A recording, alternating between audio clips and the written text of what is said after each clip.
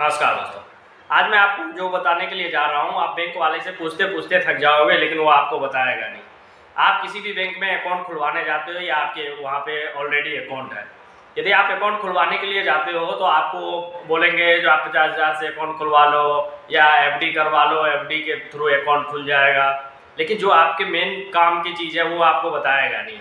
वो अपना टारगेट तो पूरा कर लेता है। जो चीज़ मैं आपको बताने के लिए जा रहा हूँ वो आपको बैंक वाले कभी नहीं बताएगा, क्योंकि उसमें उसका फायदा नहीं है। जिसमें बैंक वाले का फायदा होता नहीं है वो आप जानते हो, बिना फायदा के कौन क्या बताता है, कुछ नहीं बताता है। तो आज मैं आपको ऑटो स्वीप एफडी के बारे में बताने के लिए जा रहा हूँ। ऑटो स्वीप एफडी होता है जो आपके अकाउंट में, यदि कोई हर बैंक के अलग अलग लिमिट होता है। किसी बैंक में 20,000 से शुरू होता है, किसी बैंक में 25,000 से शुरू होता है, किसी बैंक में 30,000 से होता है। तो मान के चलिए यदि आपके 25,000 से आपके कोई बैंक में, जैसे XYZ कोई भी बैंक आप है 25,000 से, यदि आपके बैंक में एफडी ऑटो स्वीप एफडी के फैसिलिटी है, तो वहाँ पे आपको यदि 25,000 से जैसे ही ज़्यादा अमाउंट हुआ, जैसे इसका मतलब ये नहीं है जो 2,000 रुपया कर दिए तो आपको 2,000 के एफडी हो जाएगा या 27,000 के एफडी हो जाएगा। ऐसा 5,000, 10,000, 12,000, 15,000 इस 5,000 से कम के नहीं होता है। तो मैं इसी के बारे में आपको बताने के लिए जा रहा हूँ। यदि आपके अकाउंट 25,000 के वहाँ के ऑटो एफडी लिमिट है, तो आपके अकाउंट में जैसे ही 25,000 रुपया होगा, 25 से 5,000 ज़्यादा हो जाएगा, तो आपके 5,000 के ऑटो एफडी हो जाएगा। उसमें आपको कुछ करने की ज़रूरत नहीं होगा, वो ऑटोमेटिक हो जाएगा। आप उस एफडी को कभी भी विड्रॉ भी कर सकते हो। लेकिन आपके अकाउंट में वैसे ही आप यदि पैसा रखते हो, कितनों भी आप पेमेंट, लोग क्या करता है तो अपना पैसा भूल जाता है, बोलता है कि क्या एफडी करवाने के लिए परेशानियां होती है, बहुत सारे फॉर्म भरना है, आधार कार्ड लगाना, पैन कार्ड लगाना, ये करना वो करना, फिर उसको तुड़वाने के लिए जाएंगे, फिर उसमें नुकसान होगा। तो लोग ज़्यादातर इसके चक्कर में एफडी करवाने के लिए जाता नहीं है, जिसके चलते उसको अकाउंट, सेविंग अकाउंट में क्या इंटरेस्ट मिलता है, 2%, 3%, यही हर अकाउंट के यही है। 2%, 3% मिलेगा आपको। उसमें भी आपको कुछ चार्ज जोड़ काट करके आपको क्या फ़ायदा होगा, कुछ फ़ायदा नहीं होता उसमें। लेकिन उसी अकाउंट में, उसी आपके बैंक में यदि आप auto FD, auto SVEEP transaction यदि आप फैसिलिटी करवा लेते हो, तो उसमें आपको कहीं नहीं जाना, कुछ नहीं है। आपके अकाउंट में 25,000 से ज़्यादा होगा, 5,000 जैसे हो गया, 30,000 हो गया, या आपको 35,000 हो गया, तो 5,000 या 10,000 जो भी होगा वो उसका ऑटोमेटिक आपके एफडी हो जाएगा। जिससे कि आपके 6 या 7% तो हर बैंक के लिमिट में होता है। हर बैंक के अपना वो होता है जो 6-7% अपना इंटरेस्ट देता है वो। तो उसी तरह से आपको जो जितने भी पैसा रहेगा, कि यदि आपके अकाउंट में लाख रुपया है, तो आपको 7% या 8% जो भी वहाँ के उस बैंक के एफडी के रेट है, उसके हिसाब से आपको इंटरेस्ट मिलेगा। यदि आप नहीं एफडी कर पाएंगे तो आपको क्या मिलेगा, वही 2%, 3%।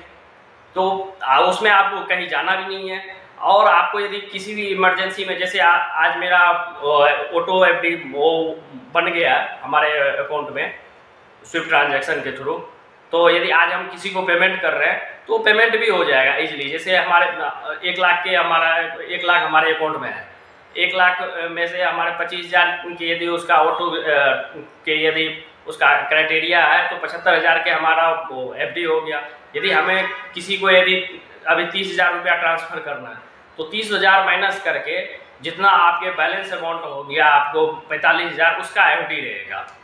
यदि आप ट्रांसफ़र कर सकते हो, यदि आप पूरे मतलब यदि 75,000 कर दिए या लाख रुपया जो भी आप कर रहे हो, तो उसका आपके एफडी टूट जाएगा, उसमें आपको कोई नुकसान भी नहीं है। ये चीज़ आपको कभी भी बैंक वाला नहीं बताएगा। इसी के बारे में आज मैं आपको बताने के लिए जा रहा था। जो आप यदि अकाउंट, आपके पास यदि अकाउंट है, आप यदि बैलेंस यदि उसमें रख रहे हैं 25,000 से ज़्यादा यदि आपके अकाउंट में बैलेंस रख रहे हैं, तो आप इजीली जा कर के बैंक वाले से ये फैसिलिटी के लाभ उठा सकते हैं। ये हर बैंक में होता है। SBI उठा लीजिए, एक्सिस उठा लीजिए, ICICI उठा लीजिए, PNB उठा लीजिए, कैनरा, और आपको ये तो देता ही है, ये तो आपको पहले से ही दे रहा है कोटक बैंक में आप ऑटो एफडी फैसिलिटी है ही। जहाँ पे आप अकाउंट खुलवाएंगे तो आपको ऑटोमेटिक उसमें हो जाता है। जो 25,000 से ज़्यादा यदि हो, उसका है क्राइटेरिया 25,000 के, 25,000 से ज़्यादा जैसे ही हो जाता है, 5,000 यदि ज़्यादा हो गया या 10,000 ज़्यादा हो गया, तो 5,000 के हो जाता है एफडी। उसमें जैसे जैसे आपके ट्रांजैक्शन होते रहेगा, जैसे जैसे अभी आप जैसे आपके 5,000 यदि ज़्यादा हो गया, 25,000 से 30,000 हो गया, तो 5,000 के एफडी हो गया। फिर यदि नेक्स्ट मंथ यदि 10,000 रुपया ज़्यादा हो गया, तो फिर आपके जो 10,000 के एफडी हो गया। इससे बेनिफिट होता है। और आप कभी भी मतलब इसको ट्रांजैक्शन किसी की यदि आपको QR कोड ऐसे स्कैन करके पेमेंट करना हो, वैसे ट्रांसफ़र करना हो, उसमें कोई मतलब आपके पैसा ये नहीं होता जो बंद जाता है। वैसे आप नॉर्मली यदि एफडी करवाने के लिए यदि जाते हो, तो उसमें आपके क्या होता है, यदि आप टाइम पीरियड यदि आप 6 महीने के लिए यदि एफडी करवाए या साल भर की करवाए या 5 साल के करवाए, उसमें होता क्या है, यदि उससे पहले आपको यदि कोई ज़रूरत होगी और आपको यदि तोड़ना पड़ा एफडी, यदि आपको उसको किसी को यदि देना है या कोई काम यदि करना है, तो उसमें क्या करेंगे, जो आपको इंटरेस्ट देगी बैंक, उसके बाद वो उस पर पेनल्टी भी लगाएगी 1% के। उससे क्या होता है, जितना हमें दे रही है उसी में से वो पेनल्टी 1% वो भी काट ले रहते हैं। जो हमें यदि आपको मान के चलिए यदि 7% दे रहे हैं, 7% देने के बाद वो 1% जो हमारा इंटरेस्ट जो हमें मिला उस पर 1% की उन्होंने पेनल्टी लगा देंगे, जो आपने पहले उसको क्यों तोड़ लिए।